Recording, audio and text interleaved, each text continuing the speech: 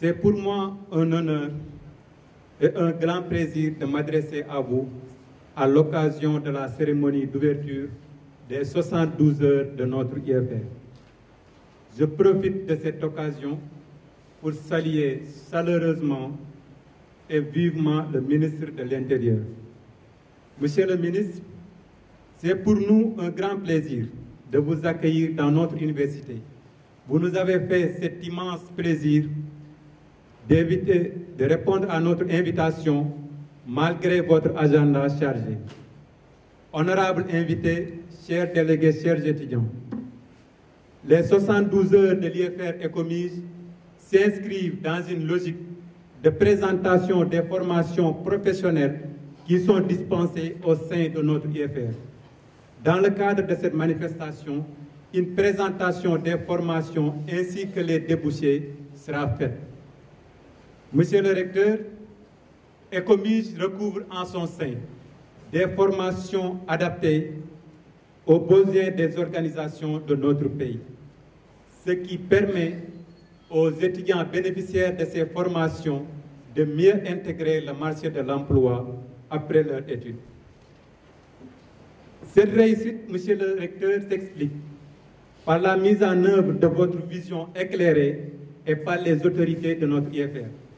Il faut souligner aussi que les autorités étatiques n'ont ménagé aucun effort pour nous mettre dans des conditions d'études acceptables.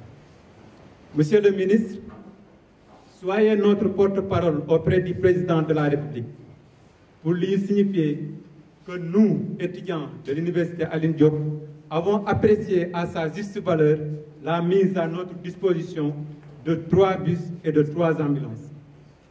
Ainsi, en dépit de tous ces progrès réalisés dans l'enseignement supérieur du Sénégal, toutes les nations admettent que bénéficier de meilleures conditions d'études possibles est un droit inaliénable et requérable pour chaque être humain, abstraction faite à sa valeur intrinsèque. Chers étudiants, chers professeurs, je m'en voudrais d'affecter, même subrepticement, votre humilité, mais ici j'ai l'obligation de vous féliciter des résultats dont notre prestigieuse institution a produit ces années, résultats qui ont été publiés par l'ANAQSUP, plaçant ainsi notre université parmi les meilleures universités publiques du pays.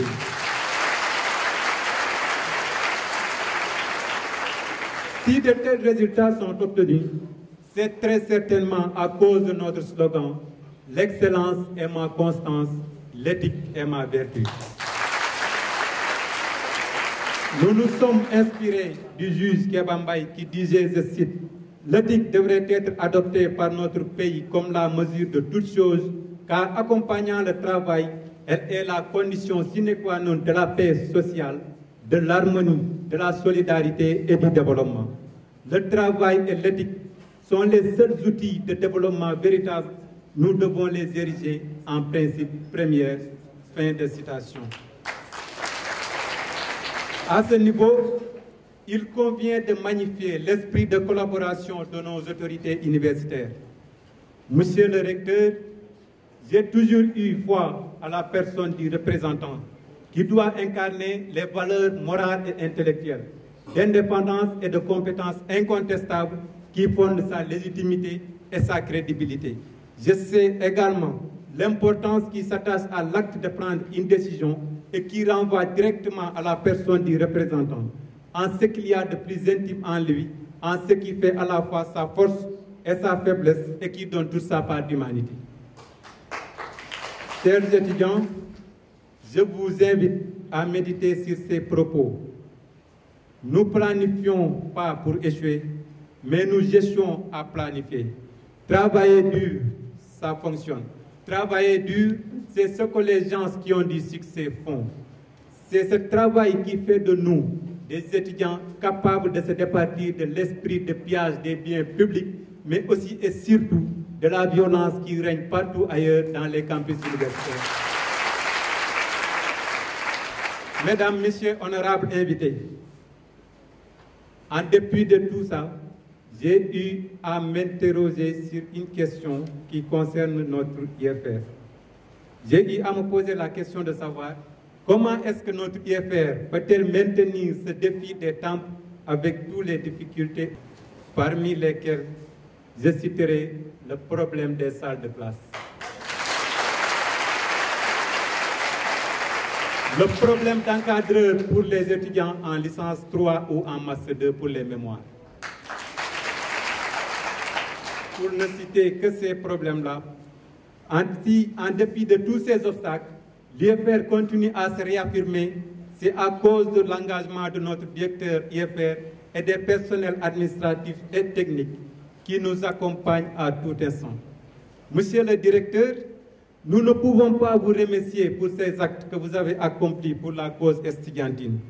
Mais aujourd'hui, c'est la solennité académique qui donne l'opportunité de vous faire figurer parmi la constellation des grands noms inscrits au fronton de notre institution pour parler comme le doyen Isaac Yacob-Ndiaye.